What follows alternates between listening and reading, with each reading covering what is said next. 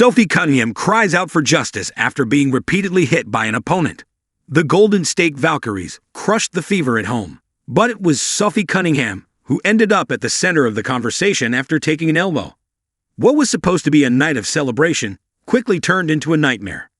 With over 16,000 fans packed into Gainbridge Fieldhouse, the Indiana Fever were steamrolled by the Golden State Valkyries in a crushing 80-61 defeat.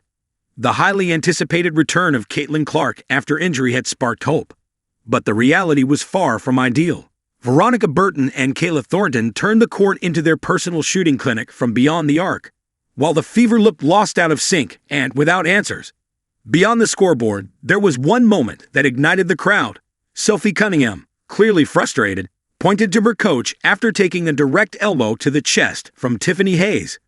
The play ended with a foul being called on Sophie. With her face flushed and her gesture firm, she immediately called for a review. It wasn't the first time Hayes had hit her hard during the game, and Cunningham, already in foul trouble, knew she couldn't keep letting it slide. It was a clear message, not just to the referees, but to the entire league. Sophie says she's tired of the officiating.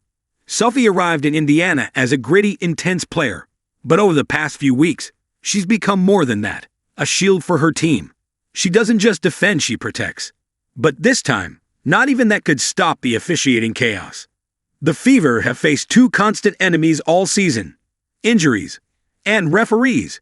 It's no coincidence that coaches from around the league seem to have new complaints every week. What happened to Sophie during this game was the last straw, and everyone in the arena felt it after the game. Head coach Stephanie White didn't hide her frustration. "I felt like we didn't compete. We weren't focused, and that's disappointing." She came under heavy criticism for taking Caitlin Clark out just as the Fever were cutting into the lead. The decision left the crowd puzzled, and she still hasn't offered an explanation. As for Clark, she didn't mince words. "It all starts on defense. We had problems with the plan, with execution. Nobody played well today. Indiana Fever must bounce back."